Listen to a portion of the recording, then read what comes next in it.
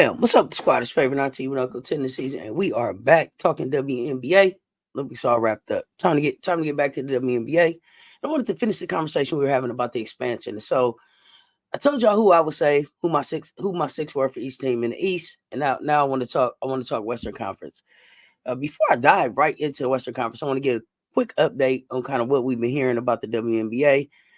Commissioner made the announcement, of course, Golden State about the Golden State expansion team, and like next steps. So we definitely have the uh, the expansion draft coming up, most likely in December of this year. Then after that, we will have the draft lottery to see the order of draft. Then the NCAA season is going to be over, and we'll have the actual NBA draft. So it sounds like all the teams are aware.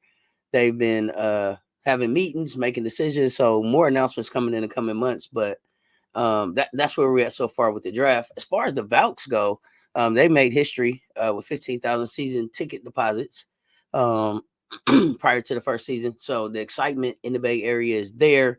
People are putting their money where their mouth is, as far as like making the deposits, as far as wanting to be a season ticket holder. So that's really a good look. That's a good look. It's also interesting that Oakland is still on the list of being considered as a potential WNBA expansion location at some point too. So possibly the Bay could end up with two teams. That would be really dope. But I digress. That's not on the table at this time. But this is the first expansion team since the Atlanta Dream in 2008. And I think it's going to be important as we go into the Bay Area for them to figure out what we can learn from the past expansion.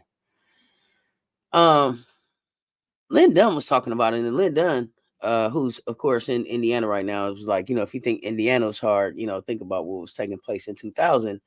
And at that time, she highlights that they didn't have enough talent, they didn't have a name, they didn't have a team, they didn't have a logo, they had to sell 5,000 seats, they didn't get a top pick.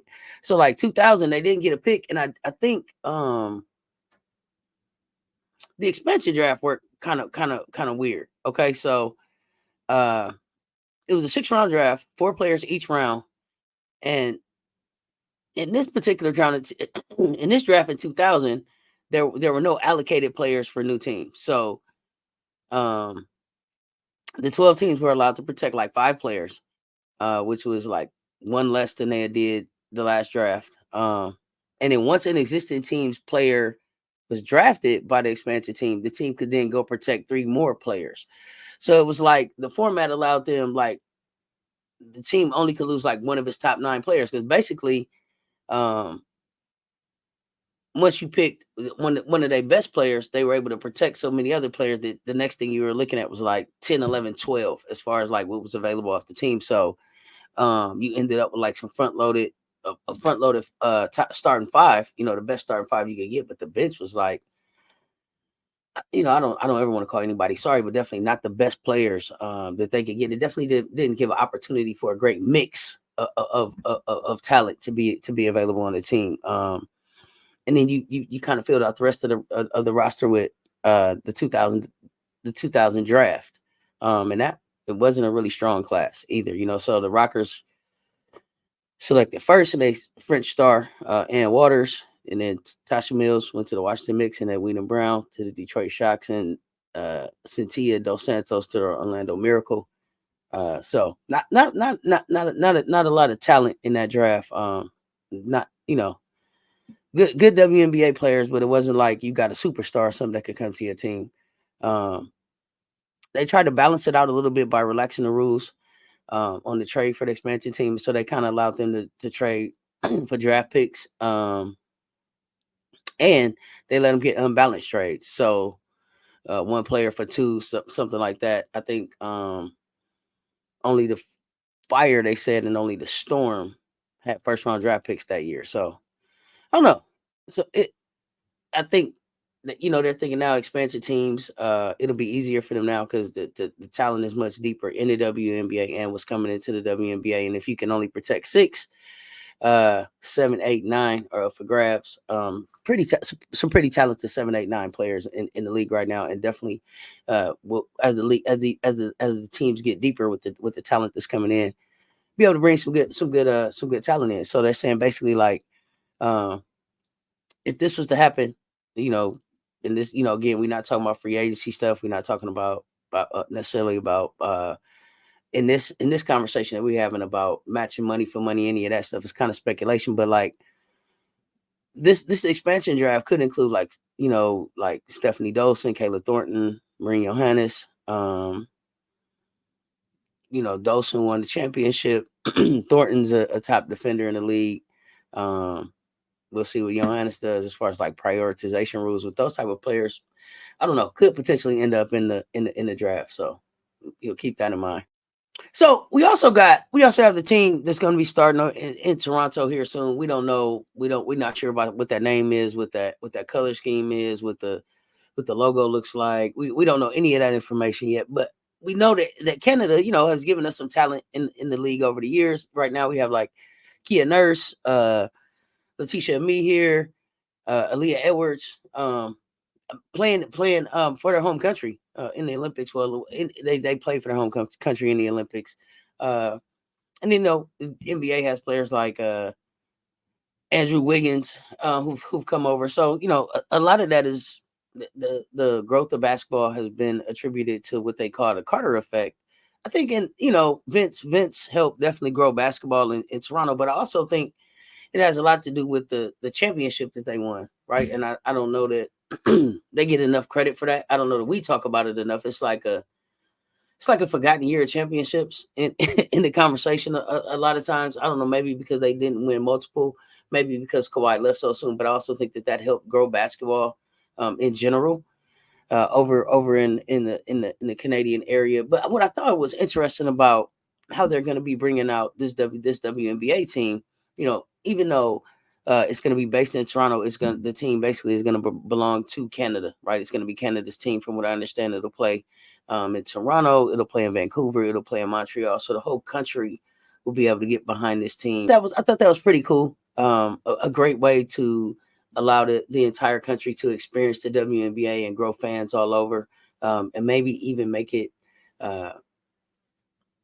even more likely that we have more teams pop up in some of these cities like Montreal and Vancouver, sparking interest maybe in some ownership in those areas, and ability to expand to make more room for the talent that's coming into this league. But excited to see what they're going to be coming with in Toronto as far as like color scheme, logo, name. I know they are working with the local public there to be able to help come up with what the team's name and logo and theme is going to be. So excited to see that develop over the next few months, but also excited to really see kind of like how the Valks are going to shape up as a team. So a lot coming up in the dub.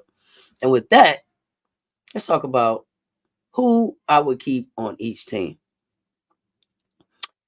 Dallas Wings, y'all. Y'all know sometimes I refer to him as the Enrique and Enriquez. Interested to see what Enrique and the rest of the team and the rest of the squad does with the way the WNBA All-Star game ended with Enrique on that heater, and Satu Sabali playing very well in the Olympics. Be interesting to see what type of run they would try to make. So that there'll be a fun watch, interesting watch. But the six that I would keep here: Enrique Gumbawale, of course, Odyssey Sims. I believe will be eligible to stay with the team. I'm not sure. Satu Sabali, Natasha Howard, Big T, Tierra McCowan, and Maddie Seegers. Those would be the six that I would protect. And then build from there. Those would be the six that I would protect there. My Las Vegas Aces. This one was a hard one to look at. But it would be Asia Wilson, Kelsey Plum, Jackie Young, Kate Martin, Elizabeth Kitley, Chelsea Gray, if Chelsea wants to be there. If Chelsea decides that she's done playing, and I don't know, y'all keep telling me that Chelsea's gonna walk away here soon. If this is the end of Chelsea, then at that point, I guess I would save Tiffany Hayes. I don't know. It'll be interesting to see if they're interested in the players that aren't kept. I believe that there'll be some around to still hang out with the team that'll understand that we're going to take a risk on you not being picked up like Sid, and take a risk on them not being picked up in the draft and be able to bring them back because we like to. I think we like to keep most of the core in we like to keep most of the core together if we can.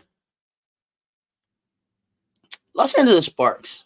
Uh, this is a team that, like I said all the time, I'm sure they're underperforming. I feel like it's some mismanagement here, some things that they could do different. But the six that I would keep, the core would be, of course, De'Erica Hamby, Cameron Brink, Rakia Jackson, Zaya Cook, Ari McDonald, and then Ray Burrell. Those would be the six I would keep and then build around them. I don't even know if Lee Yuru is going to be around. Probably would try to re-sign Lee, but I don't know if Lee will be staying in the WNBA, and then I don't know if the Valks would try to take Lee. Be interesting to see how the interest in the players that we don't protect here. Minnesota's next. Easy one here. Nafisa Collier, Courtney Williams, Kayla McBride, Dorka, Elena Smith, Bridget Carlton. Those would be the names that I would keep. I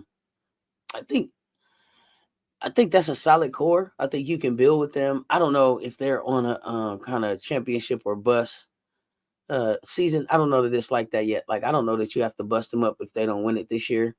They started out with a really great run. The plantar fasciitis has slowed Nafisa down, although Nafisa looked like she played pretty well in the Olympics. So, hoping that they're going to be able to make a run to keep it interesting here at the end of the season and going forward. But these would be the six that I would keep in Minnesota.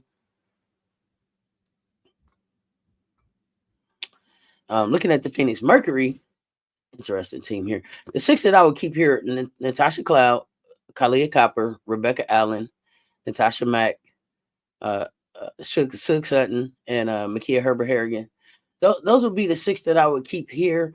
BG, Dinah Taurasi, I take a risk that the Valks wouldn't pick them up, although they may want the veteran leadership. But I think, if Taurasi and BG weren't interested in going to the Valks, they wouldn't take a real chance on really drafting them in an expansion draft. I don't think you want to sign them up. I don't think they would want to sign those type of salaries up with those players right now. I think they want to try to stay younger.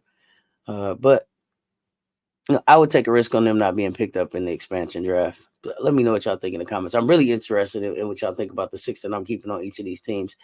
The West was a lot more difficult for me because there was a lot of veteran leadership, but a lot of young talent. So it was hard for me to pick, trying to find balance. Seattle Storm, Jewel Lloyd, Jordan Horston, Skylar Diggins, Ezzie McBeggar, Nneka Ogwumike, and Nika Mule. And y'all like, Nika Mule says why? We haven't even seen her play. That's why. I believe in Nika's game. I think Nika has a game that really translates. It's a 3-and-D game that can be that can be developed. She's coachable, solid player. Could grow into solid backup, depending on the talent that you bring there. Maybe could even be a starter, but for sure a solid backup. So those would be the names that I would keep there, taking a risk that, if there was anybody else that we was interested in keeping there, that they wouldn't pick them up. But we'll see. This is why we watch. I'm really interested to know what you guys think about the six that I would keep on each team, but also who you would and wouldn't keep. Looking forward to talking this out on some lives, and even jumping in the comments and talking about some of this stuff. So those are the ones that I'm saving. The rest of them up for grabs. For the Valks to be able to build their best team.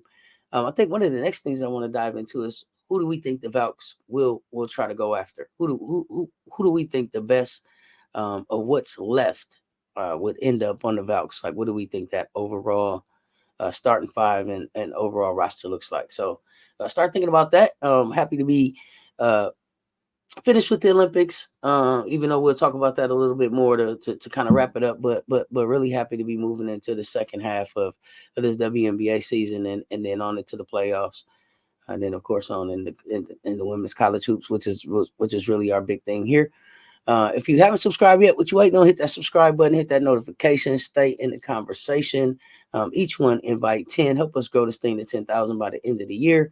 We're going to keep pushing and growing this platform and trying new things. and take a suggestion and feedback from you all. So appreciate the support. I appreciate the support and the way y'all keep showing up when we cut this thing on. And with that, I'm gonna get out of here. It's your favorite auntie with Uncle Tendencies. Until next time, stay tuned. Talk soon, y'all. I'm out.